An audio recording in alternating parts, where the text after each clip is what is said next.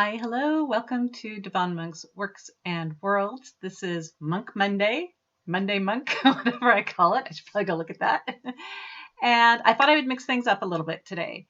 I did have a question that I want to answer, so I'll do that here at the beginning. And then the next thing I want to do today is something kind of fun and kind of going out on a limb for me. I want to read a small excerpt from Brood of All Evil, which is the book that I'm writing right now. So this excerpt has all the typos in it, all the messiness. I haven't actually read it over, so I hope it makes sense. It may or may not end up in the book. So this might be the only time you ever see it. I thought that would be a treat, just to read a little excerpt from Brood of All Evil. Okay. I did get a question though in the comments. Please question in the comments. I will try to reply to them on camera. Also, hit the subscribe. It will let you know whenever I post. If you hit the subscribe, it doesn't cost anything. It just kind of helps the channel grow. And you can hit the like button if you don't want to hit the subscribe button, or if you do hit the subscribe button, if you hit the little thumbs up, that also helps so that I know that people are enjoying what I'm doing. And I think it helps with YouTube's algorithms. I don't know. I haven't paid a lot of attention to that. So here's the question that came to me on YouTube, last week's YouTube actually. The question was, what am I reading? That's a great question because truthfully, I don't read a lot of urban fantasy because I've been in the industry, in the urban fantasy industry, and in that genre for, over a decade. And so I don't want to take other people's urban fantasy ideas accidentally. Sometimes when you sponge in something, it might come through your fingers in some way. And I try to be very cautious about that with any writer that I'm reading. I don't want to take their ideas. I would be horrified. So, I'm very cautious about that. But also I work in the urban fantasy genre. So when I want to just read for fun, I tend to pick something outside of the genre. So I chose a couple of things that have one that was a new release and one that was an old release. Although I didn't realize it was as current as I thought it was even older. So these are the two things I've read. I literally have my old crappy, I love it, my old crappy Paperwhite here with me that I do all my reading on because I love the black and white screen and it makes it really easy for me to port around a lot of books. So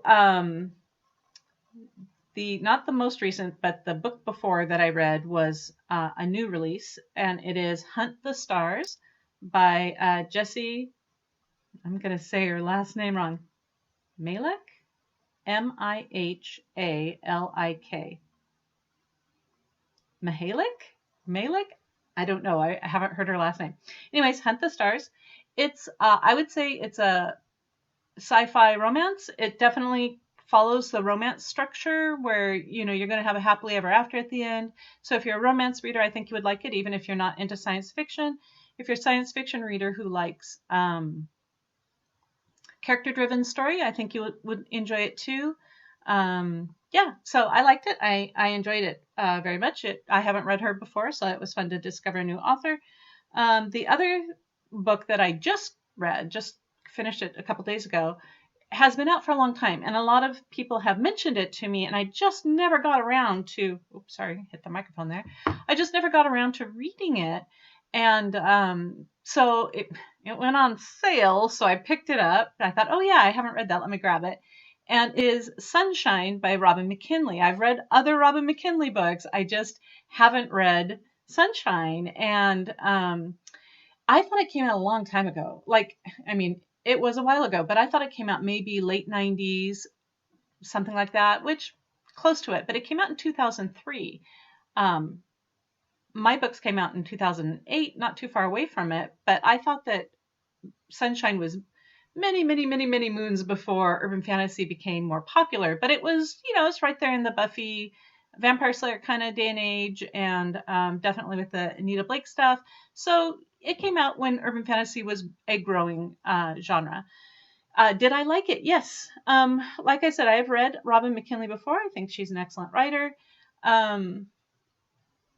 It's fun to read a book that came out a while ago, and I have not gone back and read my books that came out a while ago because looking at this story, before urban fantasy sort of structured itself in a certain way, and before paranormal romance came in and did certain things with the whole idea of urban fantasy and paranormal romance, reading Sunshine was interesting because the fourth wall breaking, the internal monologuing, the sense of humor is, I would say, different than what the majority of urban fantasy is, although it is similar enough you can see it in the story, so that it could be called an urban fantasy. Certainly it's modern times with things that go bump in the night in our cities, right? So, all of that is there. But Robin McKinley, I think, approaches it from a very deeply fantasy genre angle. It feels like a fantasy book more than it feels like an urban fantasy book. And I know that's weird because it is set in a city, it's set in modern times. But for me, when I started reading it, I'm like, oh yeah, this isn't a romance. So there's no guarantee that we're going to have a happily ever after in this book. And this isn't structuring quite how I'm familiar with urban fantasy structuring. And so I'm like, well, I don't know how this is going to go. I don't know how it's going to end. I don't know who's going to live or die or if anybody is, but I have to say that I enjoyed it. So Sunshine by Robin McKinley. Those are the last two books that I read. So there you go. Answer to the question. Okay, here's the second half of the video. I can't believe I'm doing this. I never do this. If you like me doing this, going out on a limb here and showing you my rough draft stuff, give me a thumbs up or give me a comment that says, yes, I want you to keep reading your rough stuff, little excerpts. So this is, again, an excerpt from Brood of All Evil, which will be out in 2022. I think it'll be out spring, early summer. I will keep you updated as I get closer to that publication to let you know when it is actually out. If you haven't read Ordinary, I think this will make some sense. If you have read Ordinary, it will probably make sense. So I'm just going to dive in and we will see how it goes. Okay.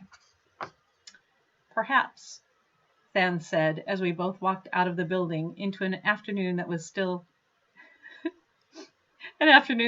clinking to summer. I think that's supposed to be clinging, but I like clinking. Okay, hang on. That's too good. I walked out into an afternoon that was still clinking to summer. You would provide me a ride. I glanced around the parking lot, then pointed at his gold pimpmobile. I'm not sure if Death has a gold pimpmobile in the books. I'm going to have to go look. If he doesn't, I think he's gonna. I do remember him having a car in Sealed with a Tryst or the one before that or after that. I'm not sure. Death has a car. I'm not sure if it's gold but I do know it's a pimpmobile. It's an old, I don't know, like a Lincoln or something. I'll have to look that up. So that is going to be looked up. Okay. I'm not getting through very much of this reading, am I? Okay, hang on. I glanced around the parking lot, then pointed at his gold pimpmobile. What's wrong with your car? Nothing that I'm aware of, Reed daughter. Delaney, I corrected absently. You aren't avoiding anyone, are you? I asked, half joking. Leave the car here so they think you're not at home. I didn't ask you to take me home, he said primly. That was a no. Who are you hiding from? May I remind you that I am the god of death, he said, one long bony hand on the passenger side door handle of my Jeep. There isn't anyone I hide from. Is it... I just wrote name because I can't remember her name at the moment. Is it name? I know, it's like Talia or something. I can't remember. I haven't seen her around lately. Did you break up with your girlfriend? Perhaps we could continue this discussion never. He delivered that so dry and flat, it took me a second before I realized it was a joke. Oh, no. If I have to deal with coworkers and gods paying close attention to me in my love life, then turnabout is about time. If you want to ride, you're going to talk. I opened the door. He opened his. Then he swung gracefully into his seat. You will be late for your dress event, he noted before buckling his seatbelt. Trust me, if I don't show up, they'll find me and throw dresses at me. It won't matter if I'm a couple minutes late. Spill. What's going on with name Talia, I think. He folded his hands in his lap and gazed out the window. Do you know one of the things that convinced me to sample the experience of setting my power down and vacationing here? Other gods were bragging about it. Plus, that ancient vampire was here and you had a vow to extinguish his non-life. He hummed. The gods don't, as a matter of fact, brag about vacationing in ordinary. Quite the contrary. In the larger world, in the larger universe, ordinary is very rarely mentioned. Not, I think, to hide it, but instead because to understand it, for a god to understand it, he clarified, it takes some very human thinking. Gods vacation, I argued. There are plenty of stories of gods lounging around doing whatever they want. There are very few stories of gods willingly putting their powers down to take time off from being a god. Okay, I said, taking the Jeep out of the parking lot and heading north on the main drag highway 101. So giving up your power isn't a thing most gods think about. No, he said, it is not. It does rather fly in the face of being a god. The power is pretty much the thing, I said, right? Yes, the power is the thing, as you put it. We gods like to keep our power. It is the most important thing to us. Wars may wage and planets may fall, but gods will hold their powers above all. This is going somewhere? Van blinked, then turned his head so he could stare at me. I tried to keep the smile off my face. Because I am dropping you off at home, then I have an appointment I need to hit. I did not ask to be taken to my home. Where then? The antique store. I frowned. The one right next to the second-hand clothes shop? Does Ordinary have another antique store? No, it did not. You're into antique shopping now. It is a mildly pleasant way to pass the time. Teacups, right? I believe I was explaining what convinced me to come to Ordinary. Would you rather I explain my requirement for tea vessels? The thickness of china I prefer? The pattern and age? No, I would very much not like to listen to you talk about china. Please, go on. What was the one thing that convinced you to come to Ordinary? Whipped cream. I let that sit between us. Whipped cream? That was nowhere close to what I thought you'd say. When did you have whipped cream? When you ordered that ridiculous drink, then you assured me it was coffee. At the casino? But you had already called and told us you wanted to come vacation in Ordinary. You'd already made up your mind. No, Reed daughter, I had not. Okay, back up. So you hear about Ordinary and decide to look into it so you call us. Yes. And when I bring you the contracts to sign, you didn't listen to the rules or that you'd have to put your power down or any of that. You just saw a pile of whipped cream and chocolate and coffee and thought, yeah, I need a vacation. No, I listened to the rules. I listened to you, Reed daughter. And then I watched. You bought for yourself plain coffee. You bought for me a confection, something you thought I would not understand. Something you thought I would not understand was not coffee. You are testing me. Hey, it was coffee. For that price, it better have had coffee in it. And it wasn't a test. I was, teasing you, I guess. It was such a freely drink, and you looked so very serious, I thought it would cheer you up. He was silent for a few moments longer than I expected. Should I apologize for that? He cleared his throat, and I was certain it could not have been emotion that gave his voice the roughened edge, but it sounded an awful lot like emotion.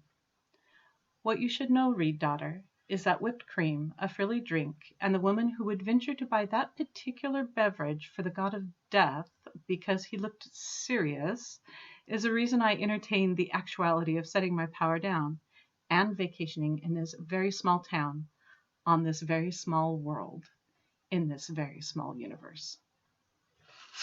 And there you go. That's it. That's the excerpt.